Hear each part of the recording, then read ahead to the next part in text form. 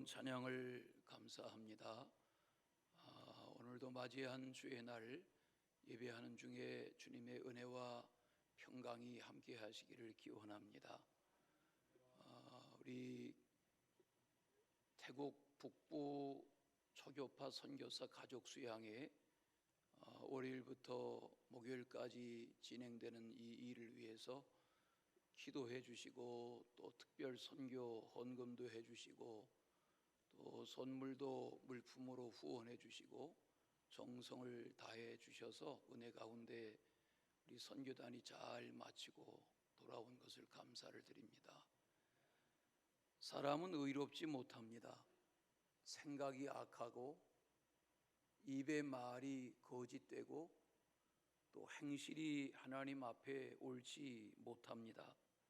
사도 바울은 이 로마서를 써내려가는 중에 3장 말씀 이후에 어떻게 하면 사람이 의로워질 수 있는가, 그런 말씀들을 논리적으로 교훈하고 있습니다. 로마서 3장 9절에 보니까 유대인이나 헬라인이나 누구나 다 인간은 죄 아래 있다. 여기 유대인이나 헬라인이나 하는 말은 유대인은 아브라함의 후손이죠. 또 바울이 말하는 헬라인이란 할례 받지 않은 이방 사람들을 말하는 거죠.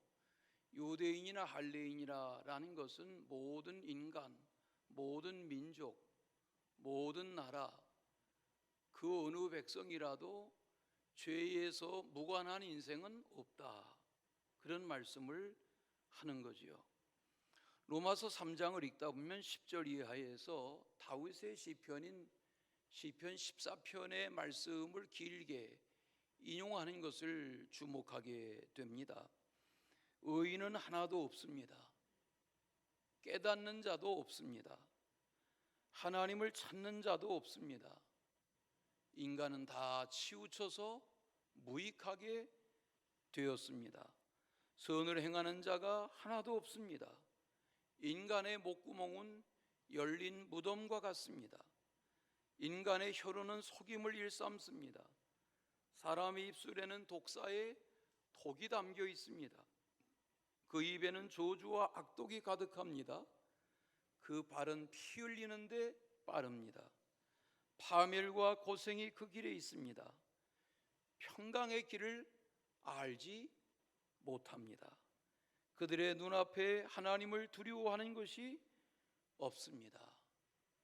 인간의 실상을 바울이 고발하는 거죠. 인간이 얼마나 악하고 얼마나 죄되고 얼마나 타락한 상태에서 살아가는가, 그런 말씀을 하면서 이 로마서 오늘 5장을 본문으로 대하실 텐데 4장 말씀에서는 악한 죄인이 어떻게 의롭다 하심을 받게 되었는가, 그 예로 아브라함을 예로 듭니다.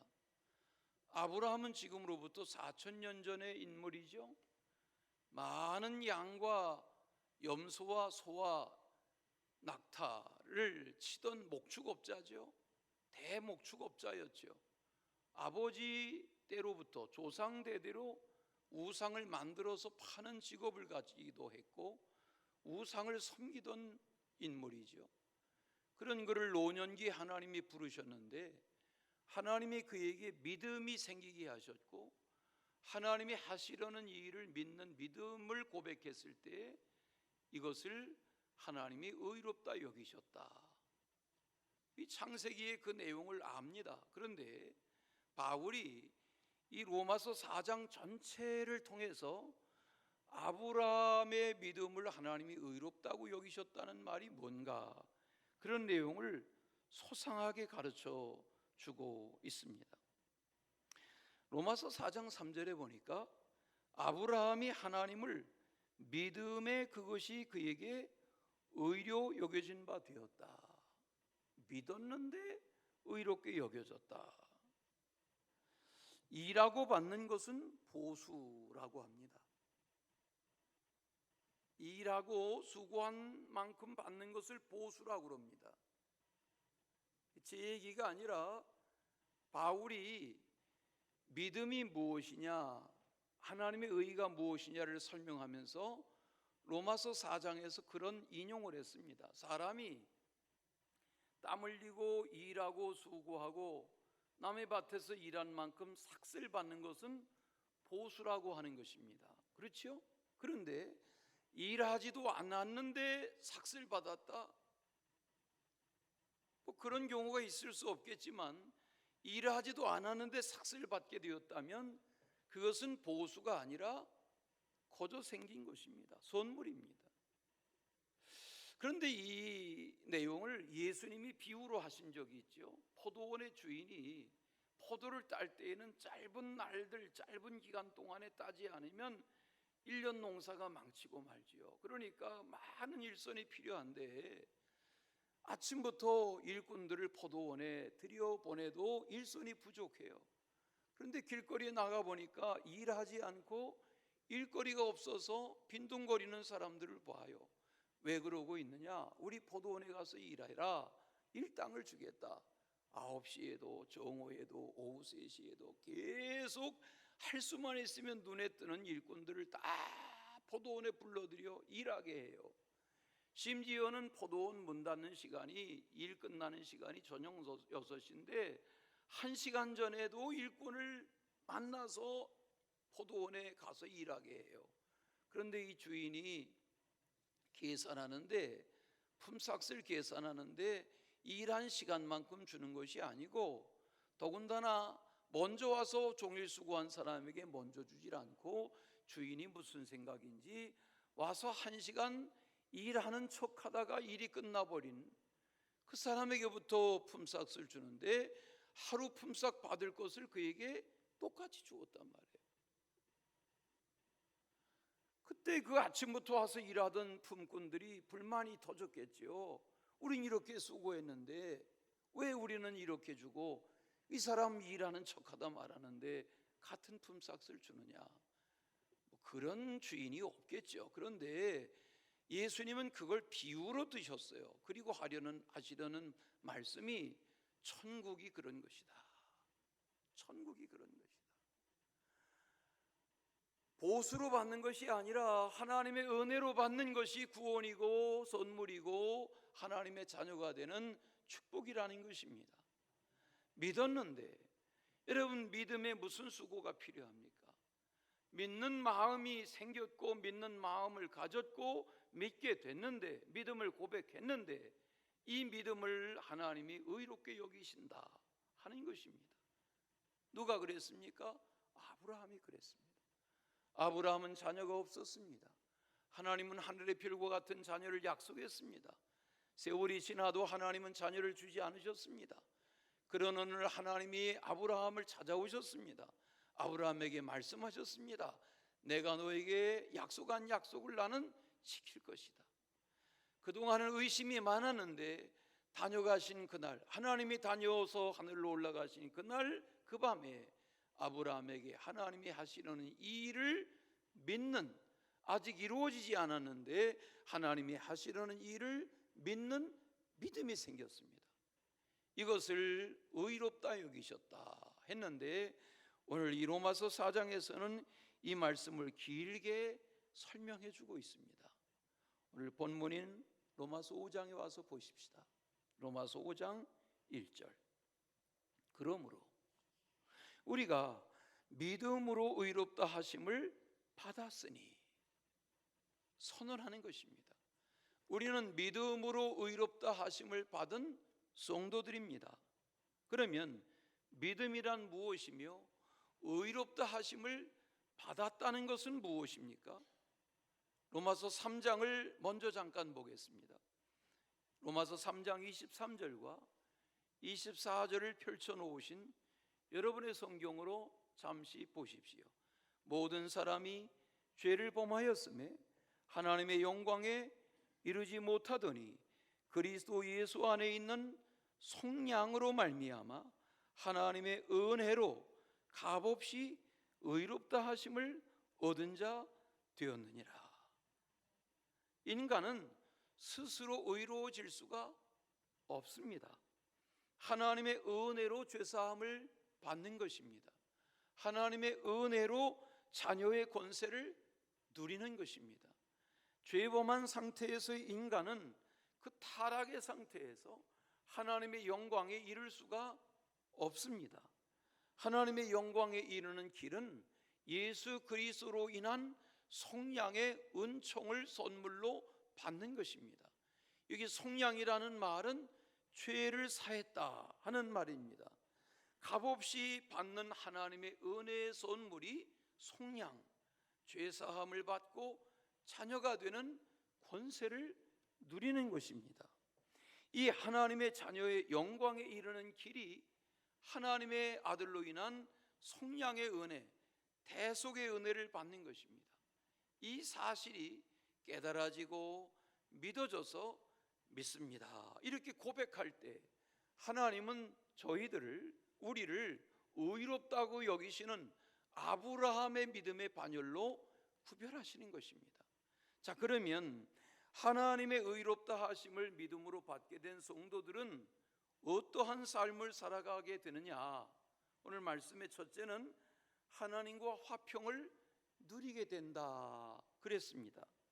죄로 말미암아 하나님과 멀어져서 죄 가운데 갇혀 살던 인생들이 그 죄가 해결됨으로 하나님과 화평을 누리는 관계가 되었다 하는 것입니다. 여기 화평이라는 말은 단순히 몸이 아프지 않고 큰 질병이 없는 상태, 혹은 우리의 마음에 큰 걱정거리나 염려가 없는 상태, 그런 정도를 화평이라고 말하는 것이 아닙니다. 여기 성경이 말한 이 화평이라는 단어가 그런 것입니다. 우리 샬롬이라는 단어를 다 아시는데 다 같이 샬롬, 살롬이 아니고 샬롬, 다 같이 샬롬. 혀를 조금 꼬부리셔서 샬롬. 샬롬이라는 말은 구약 말이 쓰여진 히브리 말로 샬롬이라는 말이 평화의 인사라고 해요. 유대 사람들은 만나면 샬롬 그렇게 인사한다고 해요. 우리는 안녕하세요 이렇게 인사하죠. 안녕하십니까? 물론 과거에는 배고프게 살 때 진지 잡수였습니까? 라는 말은 밥이나 먹고 사냐 그런 인사였지만 요즘은 그런 인사 하지 않죠. 안녕이라는 인사를 하는데 샬롬이라는 말은 신약에 와서 물론 에이레네라는 다른 표현으로 쓰여지지만 샬롬이 무엇이냐, 에이레네라는 이 성경이 오늘 말씀하는 화평이라는 이 말이 무엇이냐는 것은 아무리 말로 길게 설명을 해도 다 설명할 수 없는 상태입니다.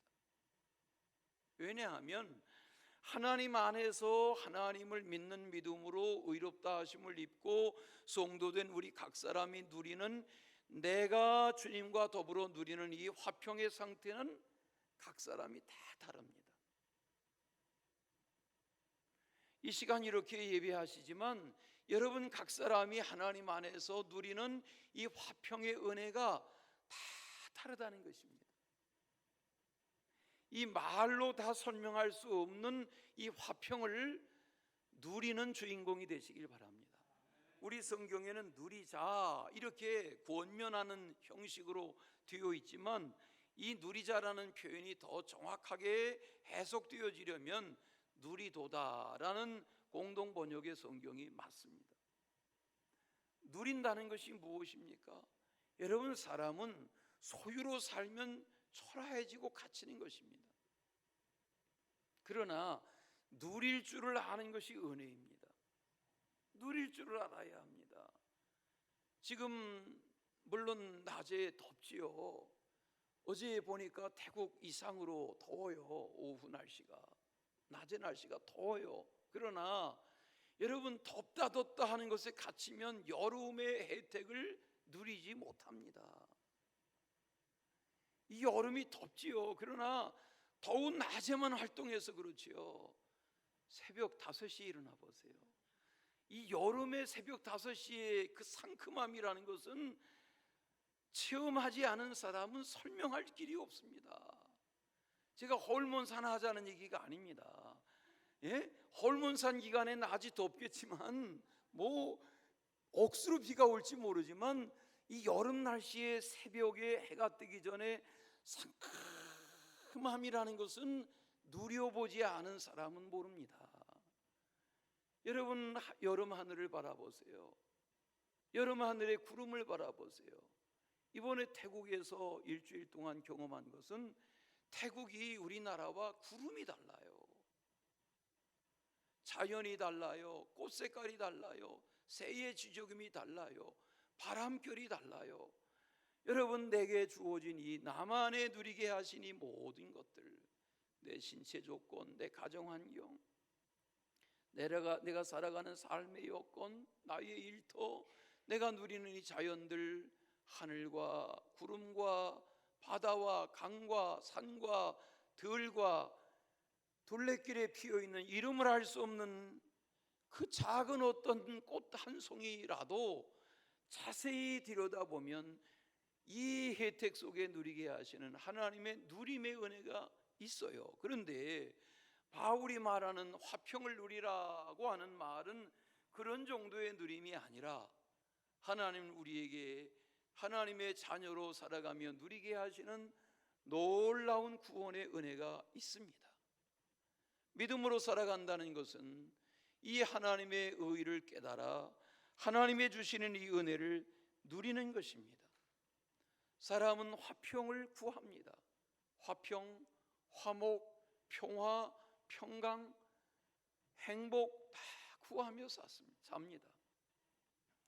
이번 수양의 기간에 저는 개회 예배와 밤 3시간 말씀을 전했지만 새벽 예배 말씀을 전한 어느 목사님의 말씀 중에 태국의 길거리를 지나다 보니까 어느 가게에 우리는 행복을 팔 수는 없습니다. 그러나 마약을 팝니다. 영어로 우리 가게는 행복을 팔 수는 없습니다. 그러나 마약을 팝니다. 이렇게 써는 것을 보았노라고 예배 시간에 말씀 시간에 인용하는 것을 들어봅니다. 여러분, 우리나라에 우리 가게에 마약을 팝니다. 그렇게 떳떳하게 마약을 팔 수 있는 곳은 없지요. 1년에 26,000명 이상씩이 마약에 지금 빠져서 감옥에 갇히고 한다는데, 여러분, 마약이 팔려지는 땅이다. 마약을 한번 해볼까? 지금 10대 아이들이 같이 예배하는데 내가 몰래 마약을 한번 해볼까? 여러분, 마약에 손을 대는 순간 인생은 끝납니다. 마약을 하는 사람 중에는 노인이 없답니다. 왜? 다 일찍이 불행하게 죽습니다.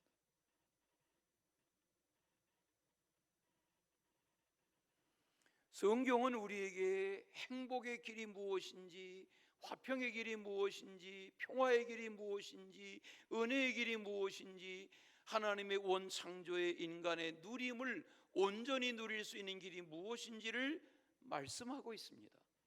말씀하려는 것입니다. 왜 예배가 소중합니까?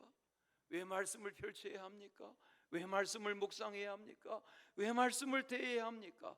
우리는 다 말할 수 없는, 보상으로 회복으로 말할 수 없는 놀라운 하나님의 이 화평의 은혜가 우리 각 사람에게 믿음으로 주어지기 때문입니다.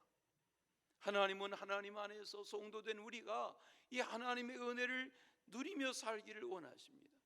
오늘 성경 말씀에는 하나님과 그랬지만 이전에 보던 성경에는 하나님과 더불어라고 번역했습니다.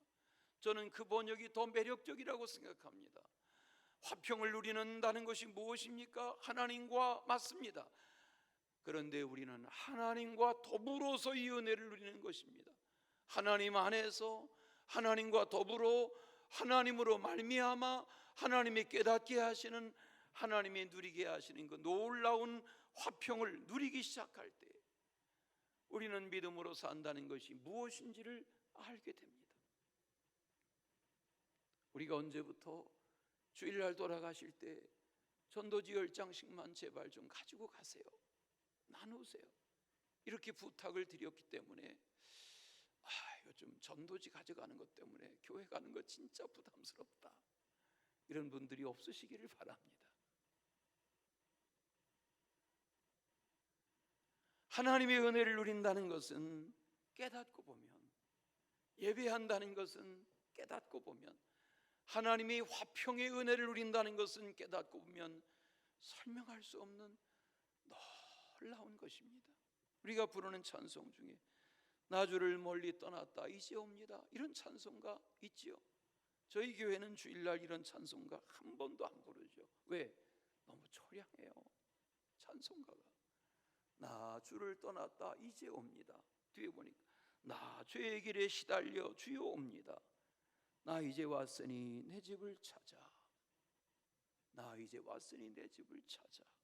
주여 나를 받으사 맞아 주소서. 이게 무슨 말이에요? 집 나갔던 둘째 아들의 이야기를 예수님이 말씀하세요. 유산이 있었어요. 큰 돈이었어요. 날마다 주색 잡기를 즐겨요. 호랑방탕해요. 돈 잘 쓰니까 친구도 많아요. 사람도 모여들어요. 그런데 거지가 됐어요. 다 써버렸어요. 남의 나라에서 돼지우리에 가서 일해요. 돼지가 먹는 열매, 쥐염 열매도 주인이 먹으라 해서 먹을 수가 없어요. 먹을 수가 없어요. 그런 그가 아버지의 나라에, 아버지의 집에 어떻게 해서 와요. 아버지의 집은 좋은 곳이에요. 큰아들이 누리지 못하는 은혜를 둘째가 깨달아요. 여러분, 그렇다고 일부러 아버지의 집을 떠날 필요는 없지만 아버지의 집은 좋은 곳입니다. 아버지의 집에 왔을 때 아버지가 품어주고 안아주고 용서하고 용납하고 잔치하고 송아지를 잡고 가락지를 끼우고, 이 뭐예요? 아버지는, 하나님 아버지는 뭘 하시는 아버지가 아니에요. 다 품으시는 아버지. 그 아버지의 은혜를 누리는 것이 화평을 누리는 거지요. 하나님의 은혜를 누리는 그런 은혜가 있으시기를 축원합니다. 두 번째는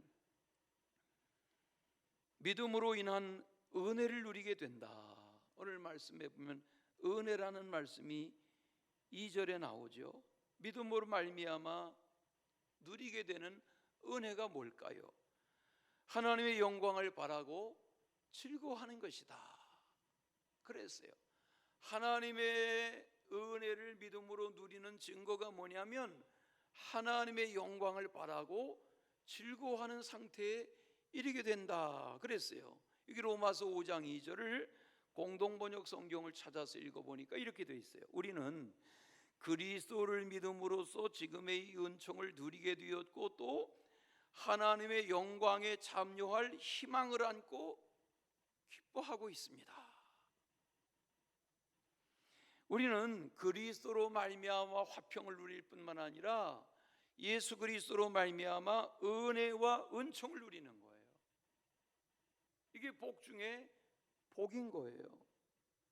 나의 나된 것, 나의 건강, 나의 신체 조건, 나의 가정 여건, 나의 가족 관계, 나의 주변의 모든 것 다 생각하면 내 힘으로 되는 것이 아니에요. 그래서 은혜를 깨닫게 되는 거고, 그래서 그 은혜를 감사하게 되는 거죠.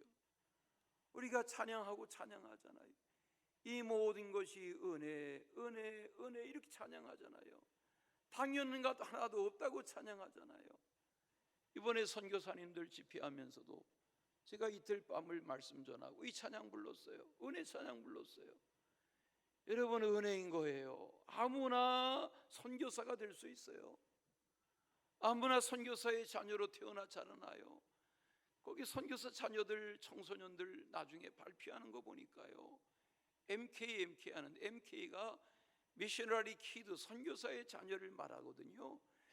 MK의 고충, 그거를 랩으로 만들어 가지고 이 아이들이 하는데 보니까요, 어찌하다가 내가 선교사 자녀가 돼 가지고 이 고생을 하냐 말이에요. 그런데 그런 여건에서 자라나서 잘못되는 경우도 있죠, 선교사의 자녀들이. 그러나 대개는 그런 여건에서도 하나님의 은혜로 만지시고 은혜로 붙드셔서 잘 되게 하시는 은혜가 있어요. 여러분, 신앙생활, 교회생활, 예배생활 억지로가 아니에요. 깨닫고 보면, 야, 내가 어떻게 해서 예배자가 되었나? 내가 어떻게 주일날마다 예배드리는 예배자로 살아가고 있나? 이게 은혜의 편에서 생각하면 감격인 거예요. 감사인 거예요. 얼마나 귀한 것인지 몰라요. 이 은혜를 누릴 수 있는 그런 주인공이 되시길 바랍니다. 모든 사람이 죄를 범하였음에 하나님의 영광에 이르지 못한다. 로마서 3장 23절의 유명한 말씀이잖아요. 그 죄로 인하여 하나님의 영광에 이르지 못하던 우리를 그리스도로 인하여 죄를 사함받게 하시고 하나님의 영광에 이르고 하나님의 영광을 바라고 즐거워하는 자의 삶을, 은혜를 깨달아 살게 하셨으니 이것이 얼마나 큰 은혜냐 말이에요. 로마서 8장을 읽다 보면 현재의 고난은 장차 우리에게 나타날 하나님의 영광과 비교할 수 없다, 그런 말씀이 있어요. 사람이 잘 되면 영광을 누리게 되잖아요. 이 땅에서도 또 영광스럽습니다, 영광입니다, 이런 고백을 할 때가 있잖아요. 막 살았을 때 그런 결과가 주어지나요? 안 해요. 하나님을 믿고 은혜를 깨닫고 부르심을 깨닫고 소망을 가지고 그렇게 살아가는 중에 하나님의 그 놀라운 예비된 영광이 우리의 삶에 각 사람에게 주어지게 되는 거란 말이에요. 모든 사역을 마치고 목요일날 밤에 라우족 교회, 산족 교회에 갔었어요. 라우족은 찾아보니까 중국의, 미얀마의, 라오스의, 태국의, 베트남의, 또 타이완의 100여만이 라후족이라는 족속이 있어요. 근데 그 라후족 중에 산속에 우리가 갔던 것이 태국이 저 북쪽이거든요. 태국에 우리가 방콕 하는데 방콕에서 우리 갔던 치앙마이까지가 800km라니까 서울 부산이 400km거든요. 어마어마한 거리입니다. 그런데 그 저 북쪽의 높고 높은 산 속에 밀림 속에 사는 라후족들 중에 더러 일부, 한국의 어느 교회가 넓은 수천 평의 땅을 마련해 주어서 거기에 와서 집도 짓고 거기 예배당도 지어주고, 그리고 우리 그 예배당에 가서 1시간이 넘도록 찬양하고 그 목사님 말씀도 듣고, 그 목사님의 아버지 곁에 제가 앉아 있었는데 그 아버지 인상이요, 너무 행복하고 편안해 보여요. 세상 걱정이 없어 보여요. 거기 이 목사님의 자녀들 뭐 4대가 그렇게 어울러 있는데 그 마을 주민들 동족들하고 예배를 드리는데 너무너무 해맑고 행복해 보여요. 이분들 이제 끝나고 우리가 어두워졌는데 교우들 함께 들여다보질 못했는데 제가 우리 담임 목사님에게 교우들 사는 곳 좀 봅시다. 깜깜한 그 교회 마당 한 귀퉁이 가니까 목사님 사는 집도 있고 교우들 사는 집이 있는데 원두막 같아요. 이건 사람 사는 집이 아니에요. 왜 이렇게 살까 물어보니까 저들에게 좋은 벽돌로 지은 유리창을 낀 좋은 집을 지어줘도 불편해한다는 거예요. 왜? 조상대대로 그런 환경 속에 살아왔기 때문에 그런 환경 속에 사는 것이 너무 익숙하고 좋다는 거예요. 제가 보건대 50년 100년이 지나면 물론 저들의 주거 환경도 바뀌겠죠. 생활 문화도 바뀌겠죠. 복음은 은혜를 알게 하는 것입니다. 은혜가 들어가면, 은혜가 역사하면 은혜의 힘이 우리를 새롭게 하는 것입니다. 저는 저들이 악보를 보지 않고 찬송가를 여러 곡, 찬양을 여러 곡 해맑게 부르고 또 부르는 어른아이의 모습을 보면서 우리는 피피뜨 꺼지면 입이 멈추잖아요. 언제부터 그렇게 되었잖아요. 찬송가를 내 마음에 감격으로 부르지 못하고 겨우겨우 가사 따라 부르다가 가사가 멈추면 더 이상 가사를 기억하지 못하는 이런 상태에 갇혀 사는데 저들은 은혜를 알고 그 감격 속에 찬양하는 모습을 봐요.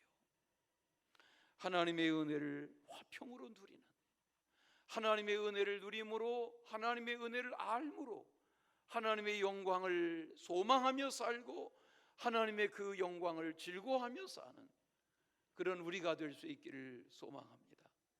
마지막은 환난 중에도 소망을 이루게 된다 그랬어요. 누가? 믿음으로 의롭다 하심을 잊고 사는 성도들은 환난이 있다고 하여도 소망을 성취하게 된다. 소망을 이루게 된다. 이 세상에 환난이 있어요. 환난 없이 사는 사람 없어요. 다 환난과 핍박 가지고 살아요. 여러분, 누가 전쟁이 있는 땅에서 살기를 원하겠어요? 누가 난민의 신세로 살기를 원하겠어요? 누가 신체적인 장애로 태어나는 걸 선택하겠어요? 누가 가정 경제가 망하고 가족들 중에 누가 중병이 들고 내가 큰 병마로 씨름하고 그런 걸 누가 선택하겠어요? 이혼의 아픔을 겪는다든지 자녀들이 속을 썩인다든지 누가 그걸 선택하겠어요? 사랑하는 남편이나 사랑하는 아내가 앞서가는 이런 사별을 일찍이 누가 선택하려 하겠어요? 안 해요. 우리는 살다 보면 믿음으로 사는 우리에게도 별의별 어려움들이 다 있어요. 그러나 하나님은 우리를 그런 환난 중에 버려두지 아니하시고 환난 중에서 소망을 이루도록 이끌어 가시는 분이 아버지이신 줄로 믿습니다. 저는 늘 간증하지만 이 로마서 5장 여기 뒤에 나오는 환난은 인내를, 인내는 연단은 소망을 이룬다는 이 로마서 5장 1, 2, 3절의 이 말씀을 중학교 때 외웠습니다. 뜻도 모르고 외웠습니다. 환난은 인내를, 인내는 연단은 소망을 이룬다는 말이 뭘까? 여러분 스스로 질문해 보십시오. 환난이 있습니다. 그러나 그 환난, 불같은 환난 속에서 우리가 다 무너지지 아니하고 참고 견디고 인내하고 극복하려 하고 씨름하고 그러는 중에 하나님은 우리를 격려하시고 위로하셔서 불같은 시험 중에서도 정금 같은 믿음을 얻게 하시고 우리가 이 세상에서 소망을 성취하며 살도록 이끌어 주시는 줄로 믿습니다. 사도 바울이 말하는 고린도후서 11장의 자기의 간증, 바울은 고난을 많이 겪었던 사도죠. 자기 간증에 보면 나는 40에 하나 감한 매를 5번이나 맞았어요. 3번 태장으로 맞았어요. 1번은 돌로 맞았어요. 3번이나 배가 파손돼서 죽을 뻔했어요. 주야로 깊은 바다에서 지낸 적이 있어요. 여러분, 여행의 위험, 강의 위험, 강도의 위험, 동족의 위험, 이방인의 위험, 시내의 위험, 광야의 위험, 바다의 위험, 거짓 형제의 위험, 설명할 수 있는 모든 것을 동원해서 나는 위험을 수도 없이 겪었던 자입니다. 그렇게 말해요. 그뿐만 아니라 수고하고 애쓰고 여러 번 자지 못하고 줄이고 목마르고 굶고 춥고 헐벗고. 여러분, 이런 이야기, 이런 말씀 들을 때 저거 내 이야기인데 그렇게 여겨지지 않으시나요? 바울의 신앙은 그럼에도 특별했습니다. 그런 환난과 핍박을 이겨내려 했습니다. 바울의 고린도후서 11장의 그런 자기 고난에 대한 간증의 이야기를 읽다 보면 거기서 끝나지 않습니다. 그래서 어떻게 됐는데, 그런 고난을 겪어서 어떻게 됐는데, 그렇게 읽어가다 보면 뒤에 가서 이런 말을 합니다. 바울이 말합니다. 고린도후서 11장 28절, 이외에 이런 고사하고 아직도 날마다 내 속에 눌리는 일이 있으니 곧 모든 교회를 위하여 염려하는 것이라. 바울은 교회를 향한 염려가 있었어요. 고난을 겪으면서도 마음에 교회를 위한 염려가 있었어요. 여러분, 교회를 위한 염려가 있으시길 바라요. 주님의 몸된 교회를 위한 염려가 있으시길 바라요. 주님이 우리 교회를 통하여 무슨 일을 하실까? 어떤 일을 이루실까? 지금 지나간 날들 말고 앞으로 우리 공동체를 향하여 염려라는 말이 부정적으로 들리십니까? 그게 아니죠. 교회를 위한 골똘한 생각을 말하는 거죠.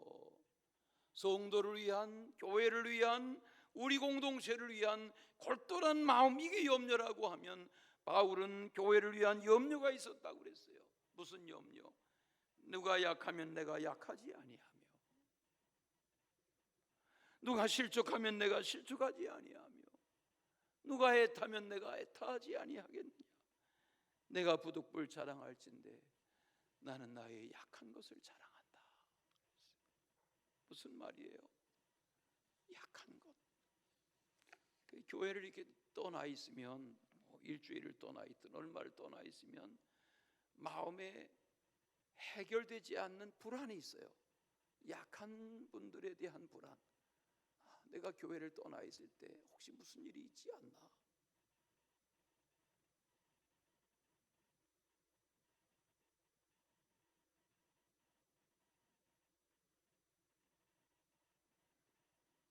환난이 있으십니까? 내 인생이, 내 가정이, 내 삶이 어떻게 하다가 이렇게 되었나? 환난이 있으십니까? 소망을 버리지 마시기 바랍니다. 오늘 바울을 통해서 주님이 말씀하십니다. 환난은 인내를, 인내는 연단은 소망을 이룬다는 말이 무엇입니까? 환난 중에 인내하세요. 참으세요. 어려운 불같은 시험과 인내를 견디세요. 그러다 보면 하나님이 때가 되어 소망을 이루게 하실 줄로 믿습니다. 태국 북부의 치앙마이 선교의 시작은 1864년이라고 합니다. 우리보다 20여 년 빠릅니다. 1864년. 우리는 1885년이죠. 1864년 30살이던 다니엘 맥길보리 이분입니다. 다니엘 맥길보리라는 이 선교사님 부부 사진인데, 결혼하지 않고 이제 저 땅에 갔던 저 선교사님, 이제 나중 사진이겠지만 저분을 통해서 치앙마이 지역에 선교가 됐습니다. 거기에 2년 후에 교회도 설립했습니다. 지금 사진으로 찍어온 이 교회는 물론 그때 교회는 아니겠죠. 지금은 화려하게 잘 지어진 교회이죠. 그러나 초기의 교회는 저런 예배당이 아니었겠죠. 그러나 치앙마이에 선교의 사람들이 들어가서 열악한 여건에서 선교가 시작되었고 순교자가 탄생했고 오늘날 선교의 큰 역사가 이루어진 것을 봅니다. 여기에 저들로 인하여 우리처럼 대학이 세워지고 병원이 세워지고 유경사업이 계속되고 복지사업이 계속되고 치앙마이는 안전하고 기독교의 복음의 저력이 꽉 찬 그런 도시로 발전해 가고 있습니다. 복음에는 힘이 있습니다. 여러분, 이 계절에 덥다 하며 의기소침하지 마시고 하나님의 은혜를 잘 누리시는 중에 날마다 주 안에서 소망을 성취해 가는 그런 은혜의 주인공 되시기를 축원합니다. 사랑의 주 하나님 아버지, 우리에게 말씀을 깨닫게 하시며 화평을 누리며 은혜를 누리며 소망을 이루며 살아가는 하나님의 사람들 될 수 있도록 그리스도의 은혜를 덧입혀 주시니 감사합니다. 하나님 영광을 받으시며 은총을 베풀어 주시옵소서. 예수 그리스도의 이름으로 기도하옵나이다. 아멘.